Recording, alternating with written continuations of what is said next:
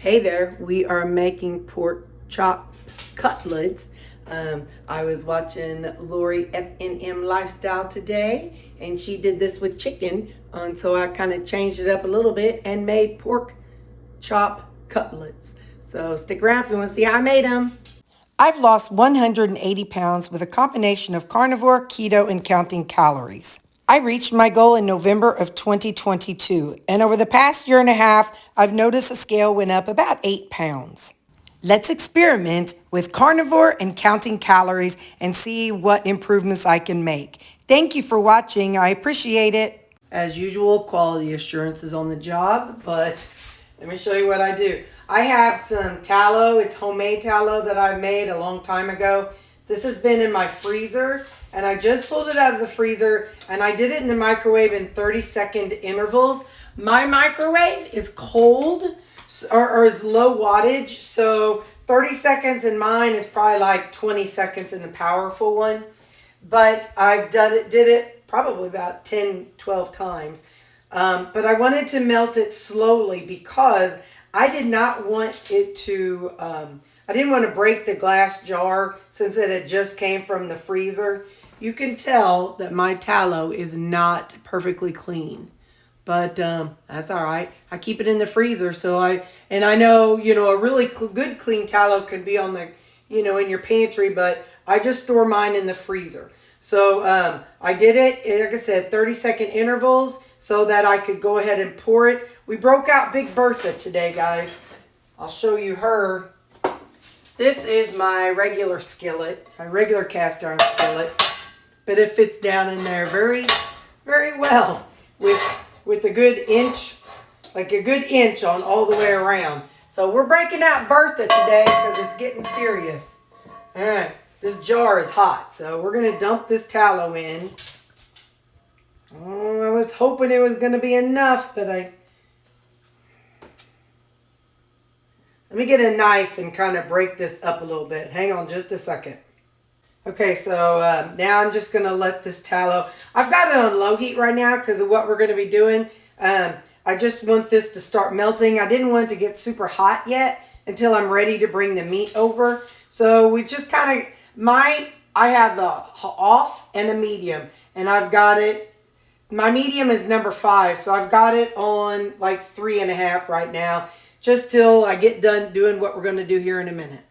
So I got this idea because I was watching Lori FNM Lifestyle, and she was actually making chicken cutlets for her family along with some spaghetti.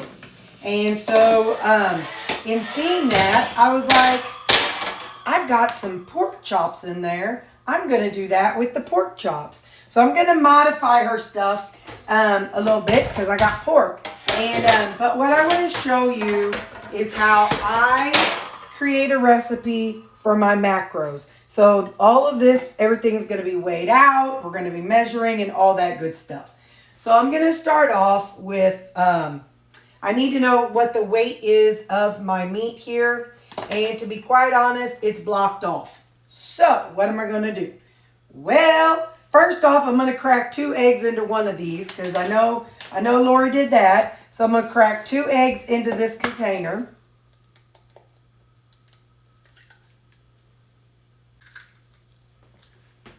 And then Lori added a splash of water to the eggs before she whipped them up. So just a second. I know I got a spoon and I'm using a spoon to whip with, but I use a fork every day. Actually, I use a couple forks every day. So I don't want to use up my forks for this if I can get my spoon to work here just fine. And I think it's going to work just fine. It's looking good. It's looking good. So, yeah. So we're going to do this first. So, like I said, we're tracking everything. So that way when it's done, we are going to be able to portion it out and know what the macros are. All right, so we did that. So let's write 2 eggs. For this part, okay, this is how we're going to do it. No.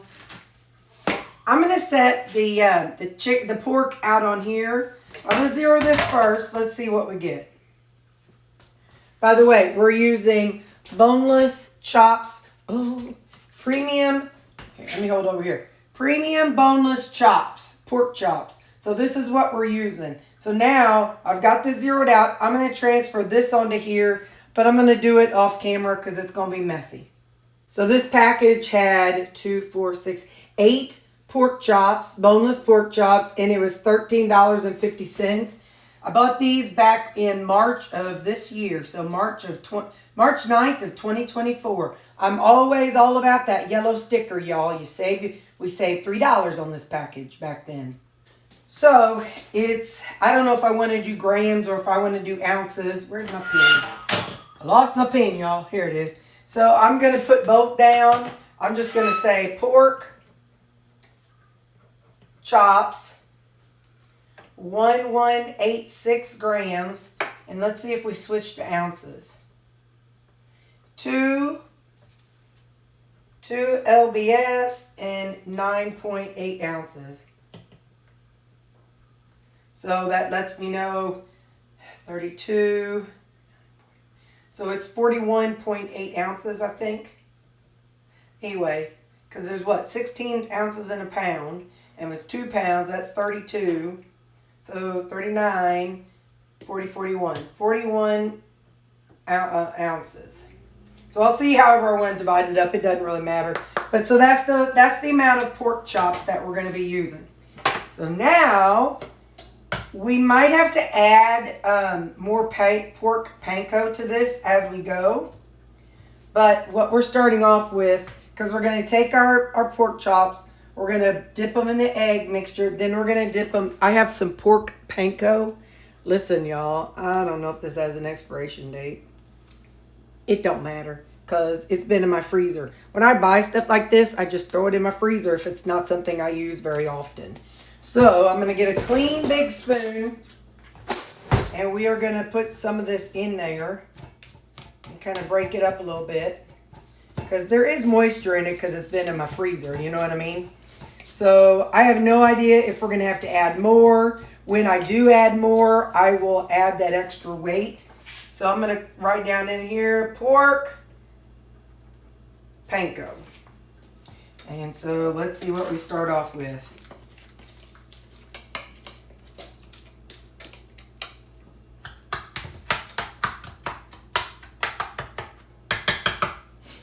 We're going to start off with 91 grams. Did I zero that out? Yeah, I think I did. 91 grams. So if I have to add more, I will reweigh it again and go from there. So once I kind of have a starting weight of all my stuff, then we can go forward. So in full transparency, I did not weigh my tallow before I put it in. So I'm going to guesstimate whenever I get there. We'll say maybe like a tablespoon of tallow. I don't know. We'll guesstimate when we get there and whenever we see how it goes. So, like I said, I was watching Lori today, and so I'm just kind of following her a little bit. Only, like I said, she used chicken, and she used the thing and hit her chicken. You know, made it into cutlets thin. I'm not going to do that. I'm just going to leave these since they're thin chops. So, let's see. I'm going to swap this around just a second here. So in knowing that there's 91 grams of pork panko, if there happens to be any left over, then I will, then I'll weigh that and know how much is left. So you can for sure make your own pork panko. You know, you can buy the pork rinds and do it that way if you want to. That's a great option. Like I said, I just bought my own. These were, I buy them whenever if I'm low, and then I house it in the freezer. I've also used unflavored protein powder to bake with. I have used, what else? I actually, in my freezer, I just didn't pull it out. I have the one, the Neely, I can't, forget her channel. But Neely, she She has her own, it's Nilli, but I forget the name of her channel. But anyway, she has a breading that she uses. And so I made her breading. And like I said, it's in my freezer. Because like I said, I make stuff like that up and pop it in my freezer. And I did not season this. I should have, but you know, it's all right. I can season it after it's done. But anyway, so, but I just want to show you how I create a recipe from scratch, how I figure out the macros and all that good stuff. If it's something I'm making myself and I'm just not sure how to go. I'm going to finish these 4 and I'll be right back. Indigo Neely, that's her channel, Indigo Neely.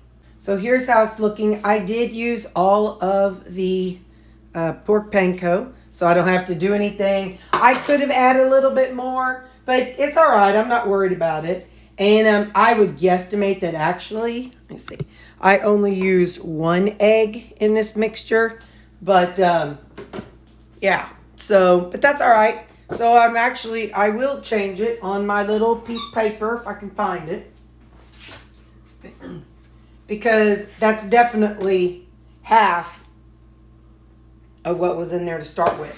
So I'm going to say 1 egg. 1. All right. So far that's my ingredients. 1 egg, 2 pounds, 9.8 ounces of pork chops, and 91 grams of pork panko. So now we're coming over to Big Bertha. I was going to use my meat thermometer, the one that you can just stick in there and leave it in there. However, I'm not, because the batteries are dead. So, because what I plan on doing is pan frying these for a little bit, and then we are going to put these in the oven. So my oven is preheating at 350 degrees right now. I guess I'll do them in batches of 4. So I just want them to brown and let the batter, you know, the egg wash and the pork panko stick on them. So I'm not covering them. This is just because whenever I'm done with them and they get browned, I'll put them back on here and we'll put them back in the oven. So I'll see you in about 2 or 3 minutes and I'll show you where we're at. It's been 3 minutes. Let's give them a gentle turn.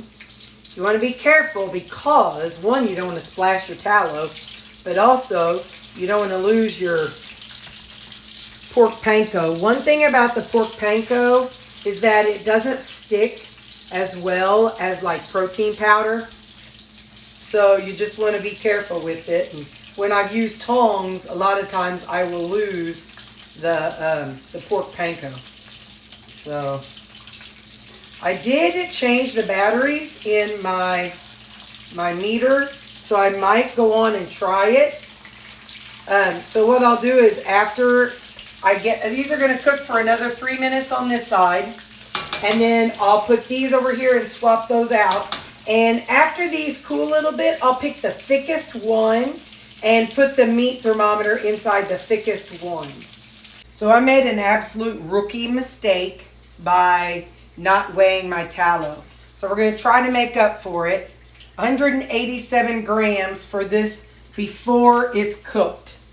So 187. All right.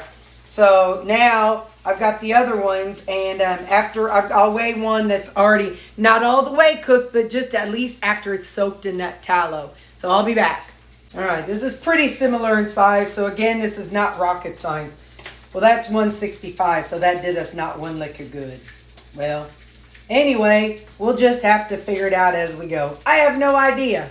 So again, you will lose quite a bit of your pork panko that will stick into your oil, but you know, that's just how it works. Like I said, there's other breadings that you can use and they stay on a lot better.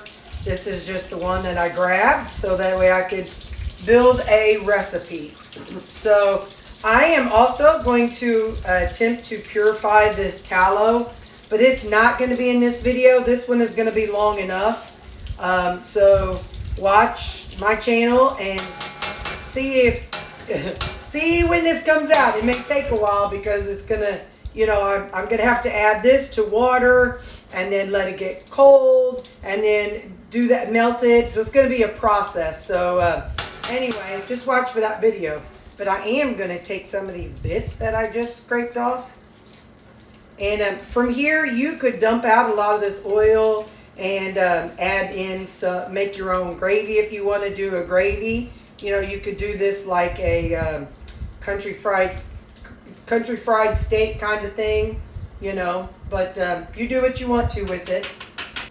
I have my meter right here, and I have to do this offline. I can't record and show how that works, but you can watch Laura Spath. She uses these. It's this brand right here, the Meter, and it's a wireless. And so I'm going to find one of the thicker ones that I did earlier. But I need a glove. Hang on. Sometimes mine has issues. Whenever I go into the living room, it's like I'm too far away from it. But there's a line that you have to push it in past that line. But you push it into your meat, into the middle of your meat. There we go. And now I'm going to pop this in my oven at 350. And let's see, timer. Yeah. And so I'm going to set this up and we'll see when it's done. Okay, my meter, the battery lasted long enough. It's like, I was kind of touch and go, but it says remove from heat.